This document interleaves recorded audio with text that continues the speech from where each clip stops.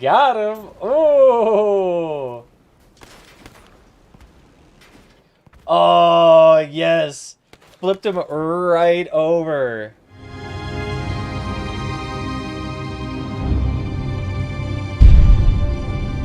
Either way, welcome back everybody. Today, we're playing this nice, lovely mode here called Knights Mayhem. Now, you may notice that, a bit late to the party here. Yeah, I know, I'm sorry about that, but either way, I still want to check this out before it hit the shelves here, just to actually see what does this game mode have to offer here. Now, if you don't know what Knights Mayhem is, it's essentially a Knights themed version of the Spring Mayhem event, where you play like a certain pre-selected amount of cards, you climb the rank, and you get rewards for that. You also can earn rewards like Page's Chest or other items that actually give you resources, coupons, things like that nature. So it actually does give you a little bit of monetary incentive. But that's pretty much all the introduction you really need about this mode. Not really terribly complex. Leagues cost sometimes points to actually get into, although they changed it for the Rust League to no longer actually require points to actually get into, but the higher ones do cost points, and you gain points based on the contribution you do to your team on point value wise. I'll talk about why it's a bit sketchy here and there later on, but let's go ahead and get started. Now, I'm not saying the average wait time is a bit of a lie here, but it's a bit off, man. Okay, finally, gosh, all right, let's get in here. Looks like we got we got 5 car selections here. So we had a catapult, I'm guessing a flame bug, looks like an 88, the toadfish or whatever it's called, and a bunch of corvos. So interesting. And we're actually back on this humongous map here with only 12 people. Wow, this is gonna feel empty. Because I'm pretty sure, wasn't this map actually developed with the Spring Mayhem in mind, where it has like 12-ish people on each team? No, either way, this is going to be interesting, to say the least. A map this devoid. Okay. Let's up on a backdrop then and get some of our mine set up here. Never know when someone's going to try to pop around the corner. The thing is, I know there's going to be absolutely no stealth in this game, so I'm not even sure why I'm doing that. It's just like an instinctive reaction to me. I know, just to mock up those corners. Ooh, okay. So it looks like we got B locked down and secure. We're going to need at least 2 here. From what I understand, it actually depends on each base you capture. Not only do you get points, but you also, like the destruction points, or generic points you get EXP from. But it also determines how much each kill is worth. So if you have like 4 bases, each kill is worth 4. If you have 2 bases, each kill is worth 2. And I think in that regard, I'm actually not sure. How much does each respawn count? Who knows? But let's see. Who here wishes to be roasted? Okay. The thing is, we don't have tracks on this build either, so try to do reversing on this build. Gonna be a bit sketchy. Alright, nice. Looks like now we have the slight base advantage here. Although, I knew this was going to be an issue. The fact that this map is so large and there's so few people. It's like, how are we supposed to hit people here? Where is the people? It's not like Battlefield or Call of Duty where you can respawn a squad leader or respawn in the middle of the field. No, you're spawning at the very edges and then running your tush all the way back here. Look at that. We're just coating the base in fire. That's funny. Where you at, boy? Get him. Roast this piggy. Alright, we got him. Oh, nice. I did not deserve that kill, but I'll take it. This mode is going to take absolutely forever on a map this large. Why did they put this map in? Okay. Oh, and that dude is primed and ready to blow it. I mean, to be fair, I think every build here is meant to explode super easily except for the scouts. At least in the reverse.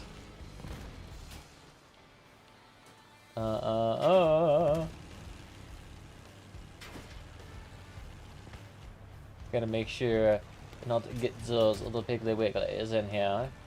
We have all the bases at this point in time, so every kill that we get is going to be super heavily in our favor.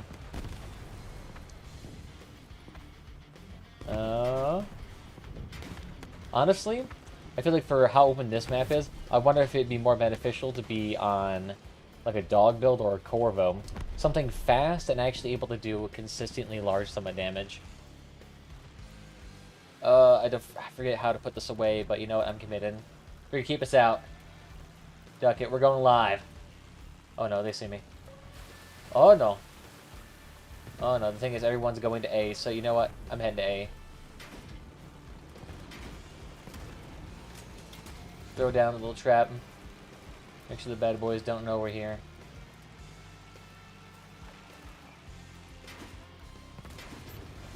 There we go. Yeah, baby, roasting. Yeah. Oh, beautiful. That's what I like to see. Although now we're starting to lose a few bases.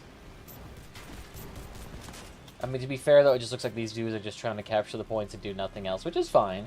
The thing is, in this game, capturing the points by themselves does absolutely nothing if you get no kills. You could still theoretically win this game with 0 bases, and as long as you do all the killing, you're going to win. So there is no, like, huge incentive, point-wise, to actually capture the points. But in maps this large, I can see why they couldn't do that. Otherwise, it would just be bum rush to points and heck everything else. I don't know, well, we're actually going to have to probably commit seppuku here, just because we're going to start running out of ammunition here. Tisk, tisk, tisk. What we going to do, boy? Alright, I got to go across the lake here to actually fire inside of B safely.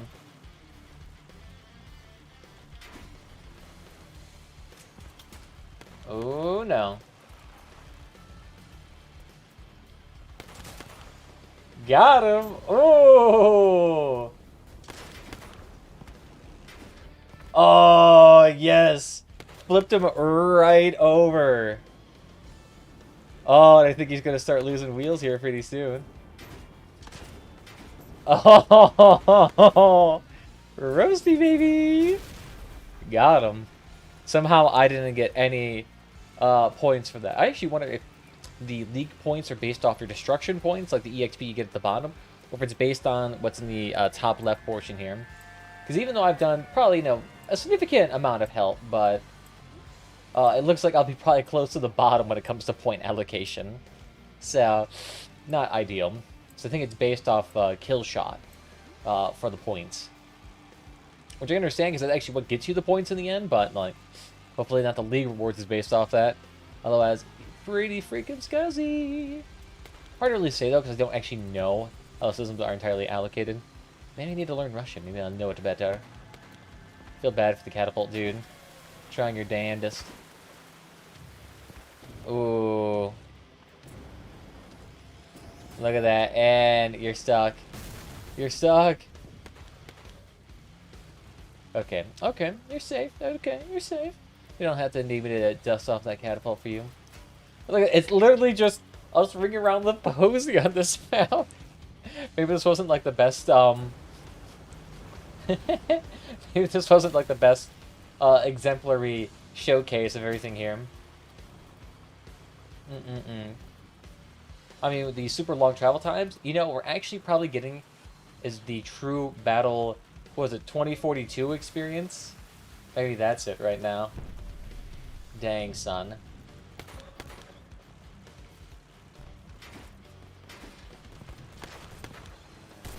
Oh, back it up, my Deuterinos. Nice, nice. Ah, it was just like a smidgen off for him too. Can't Kobe this. And look at this, they ran away again. You cheeky brother Truskies. Alright, whatever. I said they went back to A. It's just, I can't get there in time, but I can't kill everybody. Oh, rough. At least I'm still getting, like, quote-unquote EXP from the sector captures, but not even remotely close to actually dealing deeps. But alright, alright. Let's keep it going. Will it be on top? Oh, not even close. Oh, that's right, that's mine. You scored the required points. Okay, okay, cool.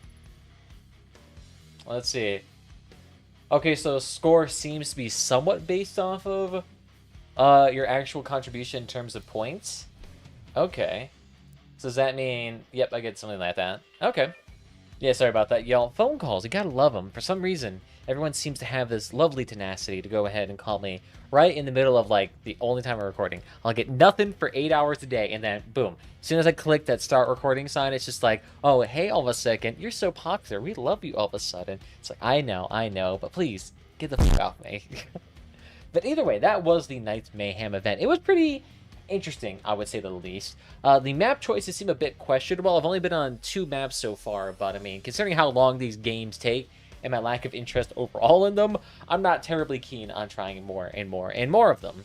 But at the same time, too, that map choice is a big component of the balance of this mode, because you saw there in that mode alone, majority of the time spent for me was traveling. 2.2.2 was traveling. That is not really necessarily a fun game design here. That's one of the main issues with the game, like Battlefield, 2042, or whatever the devil it's called. That game has a huge issue with wide open maps with not a lot of cover and not a whole lot to do. It's not a really fun game mechanic here. We're not playing... What was that game called? Death Stranding? That walking simulator by Hideo Kojima? So, in that regard, that could be fixed. If not, don't have to do anything. At least just increase the player numbers, okay? Make that buffed out, there you go. Now you have a decent amount there. If you can't increase the player numbers, okay, then how about you just, like, not use that map? Because that map is clearly designed for way more people in mind than is actually currently allowed in Knights Mayhem. But beyond that, what else about the mode? I do appreciate the actual car designs and the vehicle choice themselves. They're all actually pretty dang swanky. For the most part, I actually do like the catapult design. I do like the Corvo design. The cannon design is a bit interesting, but they all have a nice theme to it, and I can definitely appreciate that. I love medieval themed stuff. But beyond that, in terms of the point structure, I'm not quite as enthused about that, but I'm also not quite sure clear about it either. Is the points you get from destruction inform the points you get on screen, or is the points on screen only reflective of what you get in the game itself, or X, Y, or Z thing? It's not terribly clear in that regard, and I wish that was made more clear upon entering this mode, because at that point, it's like, how do you properly assess what to do, what to optimize for, or just at least give players a better understanding of, like, what can I expect to do in order to actually ensure better outcomes. Like, that would be a way to actually confirm it. And then beyond that, too, the modes themselves are actually pretty dang long. The first mode I ever did, this one took close to 11 minutes to do, which is an insanely long mode when compared to everything else here. Now, of course, I was doing patrol missions for the season battle pass, but the fact that this still took this long is hilarious to me. And the fact is that you only get 20 reward from that too, which is the average reward you get from something like get the scrap mission. So in a way, you actually don't end up getting a whole lot in terms of rewards unless you get maybe some of those niche items later on. So for example, if you end up actually doing the Knights Mayhem event and getting all the way up to the higher leagues here, where you can actually get a item containing one epic weapon of some sort, that being worth roughly around 200 or 300 items, could actually be a decent option for y'all. Downside though, you have to grind all the way up to Gold League, which is not necessarily the easiest thing to do. In fact, what even is the current leaderboards for something like the Knights Mayhem? How many people are actually above that, like, 1,000 point threshold here? So we're up here in the 7,000 range, so not very many people. Yeah, so okay, it looks like about 1,000 people have approximately probably gotten that item, which not a whole lot of people if I had to guess. So for the majority of you people, the rewards you're actually going to be dealing with is going to be the weekly rewards and a few cosmetic items, because they do actually have challenges associated with this, which I do appreciate. Downside though, that's pretty much been standard fare for every single event in this game's history. So I can't really give it props, because it's kind of just standard features at this point in time, but at least it's there. Beyond that though, I would appreciate a bit more fanfare associated with this. I did like the modes that actually did have some lore tidbits or some flair, an intro cinematic of some sort, even if it's just a camera panning around, showcasing like some items or whatnot. The maps themselves are not even decorated. They're legitimately just the same maps, but then thrown into this mode. So beyond the actual custom icons they made appear in the top corner, you would not even notice anything changed with regards to this Night Mayhem mode. The only thing that makes this Night Mayhem is the cars, which, okay, they probably could have done something there, but I don't know. These are all minor gripes. It's a fine mode. It's not offensive. It's alright. Will I remember it when it's gone? Probably not. And the fact that pretty much it's a super long queue for any game right now indicates that people probably don't care about this right now, but I don't know. What do you guys think about this night mode? You guys love it? Yay or nay? Leave it down below. We'll discuss it. Maybe we'll have some differing opinions. I'm a fan, to some degree. Like the aesthetics, but they could do more. But either way, guys, I want to thank you all for joining TV. If you had fun, follow whatever platform is your favorite. We're on that YouTube and we're on that Twitch. You also have Twitter and Discord down below. If you'd like to get notified whenever we go live, as well as just join the community. On that, guys, I want to thank you all, and I'll see you guys next time. Bye.